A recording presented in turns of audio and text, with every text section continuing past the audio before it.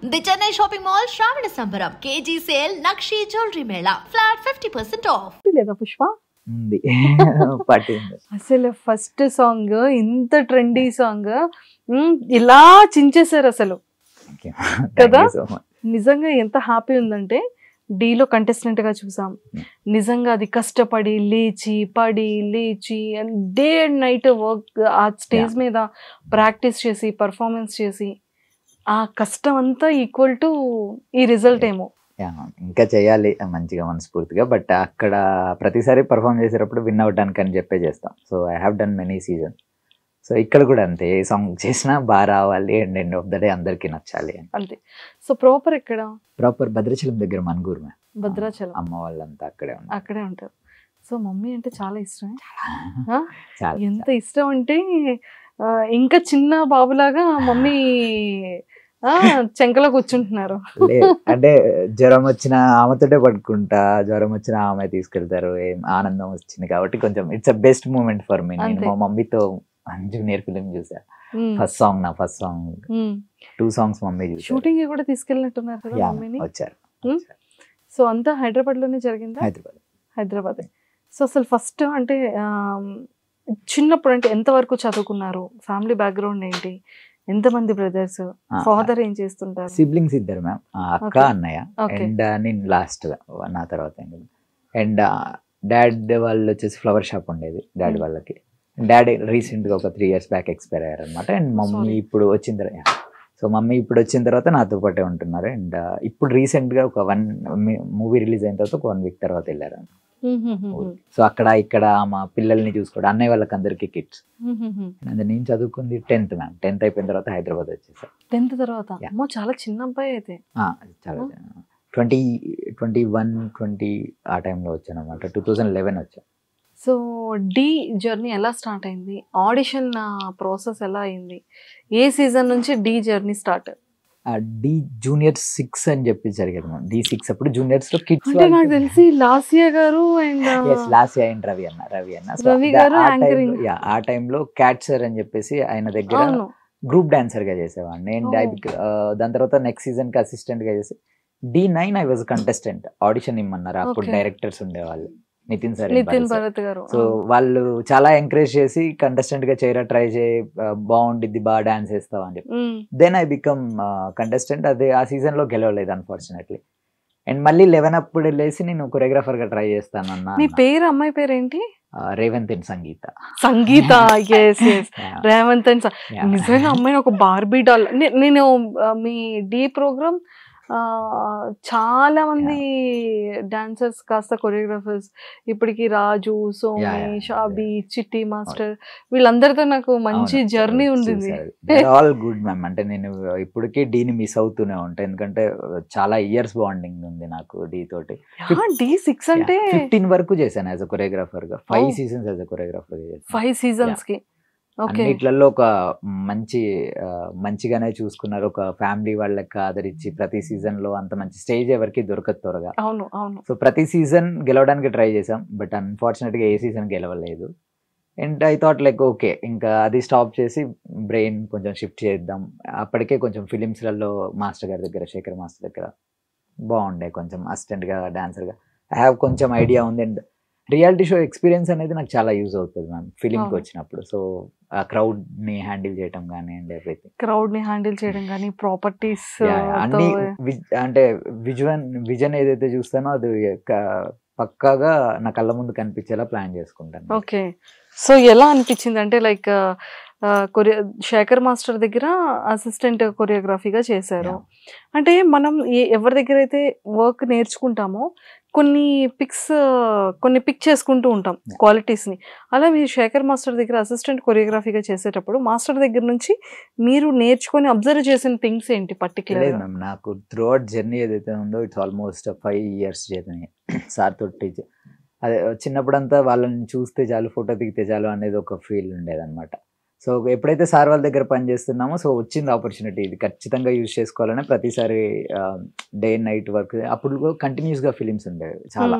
So నేను చేసినంత కాలం కంటిన్యూస్గా ఫిలిమ్స్ చేసాం. అండ్ నేర్చుకోవటం అనేది ఇప్పుడు కెమెరా వెనకాల ఉండి షూట్ చేయగలుగుతున్నాం అంటే బికాస్ ఆఫ్ మెయిన్ రీజన్ అన్ని మాస్టర్ గారితో అన్ని సాంగ్స్ చేసే అవకాశం వచ్చింది కాబట్టి ఇప్పుడు చేయగలం. ఏది ఉన్నా కానీ వాళ్ళని చూసే, బట్ పని చేస్తూ ఉండాలి మేము అంతే. ఆయన మాస్టర్ గారు నిన్న కళ్ళతో చూసాను, ఎంత డే అండ్ నైట్స్ కష్టపడుతూ ప్రతి ఒక్క సాంగ్ని హిట్ చేయాలి. ప్రతి ఒక్క సాంగ్ అంటే ఇట్స్ నాట్ ఈజీ. ఒక ఫిలిం మనం నమ్ముకొని ఒక సినిమా సాంగ్ని అంత పెద్ద బడ్జెట్ని జస్ట్ ఒక కొరియోగ్రాఫర్ని నమ్ముకొని ఇవ్వటం అనేది ఇట్స్ నాట్ ఈజీ థింగ్. అందరికీ కూడా అది ఈజీ జాబ్ అని కూడా నేను అనుకోను అనమాట.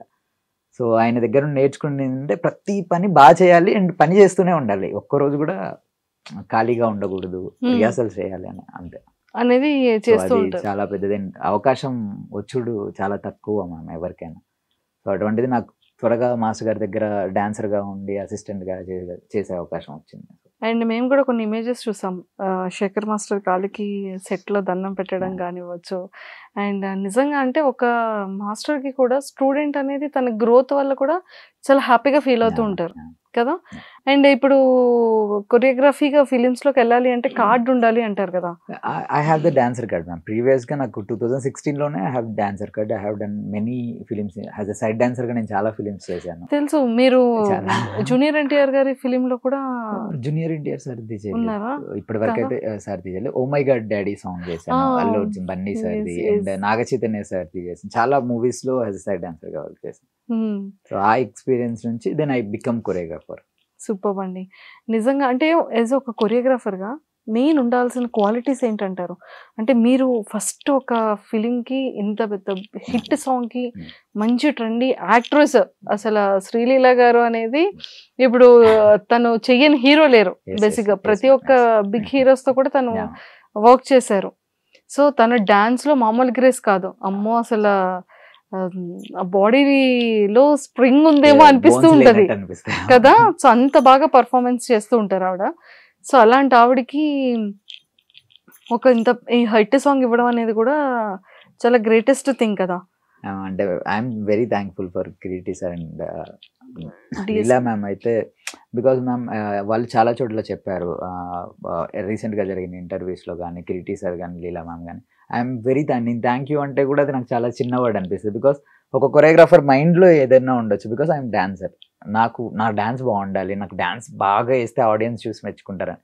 బట్ యాజ్ ఆర్టిస్ట్గా వాళ్ళు వచ్చినప్పుడు వాళ్ళు ఎన్నో చేసి మూవీలో ఎండ్ ఆఫ్ ద డే వాళ్ళు మళ్ళీ షూట్కి వచ్చి కష్టపడి వాళ్ళ బిజీ షెడ్యూళ్ళల్లో అన్ని పక్క పెట్టి ఒళ్ళొంచి కష్టపడాలంటారు కదా. సో అలా చేసేవాళ్ళు చాలా తక్కువ దొరుకుతారు. సో చేసేది కూడా 100% ప్రాణం పెట్టి చేసేవాళ్ళు దొరికారు అనమాట. సో నేను వాళ్ళకి ఎప్పుడు థ్యాంక్స్ అని చెప్పాలని కూడా అనుకోలేదు. So love you Kiriti sir and love you Leela. Super. And first ఉండాల్సిన క్వాలిటీస్ ఏంటి కొరియోగ్రాఫర్? ఉండాల్సిన క్వాలిటీ మ్యామ్ యాజ్ యూజువల్గా అంటే నా దృష్టిలో డాన్సర్స్ చాలా మంది ఉంటారు మ్యామ్, అండ్ కొరియోగ్రాఫర్స్ సపరేట్ ఉంటారు. When you work for the film, so మూవీకి చేసేటప్పుడు యూ హ్యావ్ టు థింక్, నీకు కొంచెం నాలెడ్జ్ క్రియేటివిటీ ఉండాలి. And when you come to the set full proper ప్రిపేర్డ్గా వస్తే, అండ్ నేను పర్టికులర్గా నా విషయానికి వస్తే I have very good team. నాకు మంచి టీం ఉంది. వి డిస్కస్, మేము చాలా మాట్లాడతాం. గర్ల్ పార్ట్ చేసేటప్పుడు I have very good girl assistants. So ఒక ఫ్యామిలీ లాగా మేమందరం కూర్చొని దాన్ని డిస్కస్ చేసుకొని ఫైనల్గా కొంతమంది బాగాలేదంటారు, కొంతమంది బాగుందంటారు. దాని గురించి మేమే వీ హ్యావ్ 10 ఒపీనియన్స్. ఒకటే ఇంత పెద్ద ప్రాజెక్ట్ అంటే ఒక్కడనే నించొని చేయలేదు. సో ఒక 10 మెంబర్స్ అందరు కూర్చొని అన్న తమ్ముళ్ళలాగా అందరూ ఇది బాగోదురా, ఇది వర్కౌట్ అవ్వదు, కంపల్సరీ ఇది బాగోదు, ఇది బాగా వస్తుంది అని చెప్పి. సో అంత మంచి వాళ్ళు జతలో ఉండటం కూడా అది చాలా ప్లస్ పాయింట్ మ్యామ్. సో ఎప్పుడైతే ప్రీ ప్లానెడ్గా సెట్స్కి వస్తామో సో ఖచ్చితంగా సాంగ్ అనేది బాగా వస్తుంది. సో ఖచ్చితంగా ప్రిపేర్డ్ అవ్వాలి, ప్లానెడ్గా ఉండాలి, పక్కా ప్రాక్టీస్ అయి ఉండాలి. ఖచ్చితంగా మ్యామ్. ప్రాక్టీస్ అయినా కానీ, బికాజ్ ప్రాక్టీస్ అనేది ఏంటంటే మనం ముందు వెళ్ళి యుద్ధాన్ని గెలవాలన్నా కానీ ఖచ్చితంగా దాని ముందు నేర్చుకొని ఉంటే నాకు కత్తి పట్టుకొని షార్ప్గా చేయాలి. సో అలాంటిదే ప్రతి ఒక్క దాంట్లో మేము నమ్ముతాం. Because we are the artist. మాకు నటరాజస్వామి ఇచ్చిన ఒక కళ. సో దాన్ని మేము కరెక్ట్గా యూజ్ చేసుకోలేకపోతే మాకు వచ్చి ఎవరు హెల్ప్ చేయలేదు మళ్ళీ.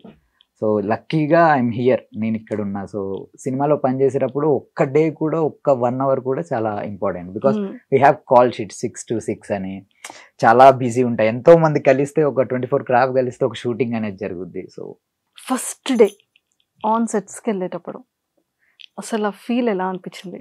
అంటే మానిటర్ కూర్చోవడం, mike, ready, take, shot, step ready, something చెప్తారు కదా. ప్రీవియస్ గా కొన్ని సాంగ్స్ చేశాను మ్యామ్, అంటే మాస్టర్ గారి దగ్గర కూడా ఉన్నప్పుడు కొన్ని మాస్టర్ తో చేశాను. పాటు Yeah. ఉండి అది అలా, వర్క్ చేసింది yeah. వేరు. అక్కడ నా మాస్టర్ song- ఎవరు ఉండరు, only you are the boss కదా. యాక్చువల్లీ ఫస్ట్ డే నైట్ నాకు నెక్స్ట్ డే షూట్ అనగా నాకు కొంచెం అలానే ఉండే మ్యామ్. నైట్ పడుకునేటప్పుడు కొంచెం లేట్ గా పడుకున్నా, అసలు నాకు కూడా కొంచెం రేపు ఎలా ఉండిద్ది, సెట్ లో ఎలా వెళ్తాం.